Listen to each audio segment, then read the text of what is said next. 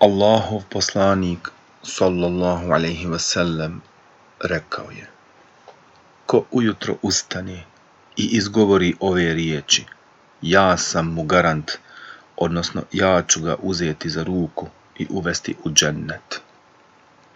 Ko se probudi i izgovori ove riječi, raditu billahi rabben wa bil islami dinen wa bi Muhammedin sallallahu alejhi ve sellem nebijen.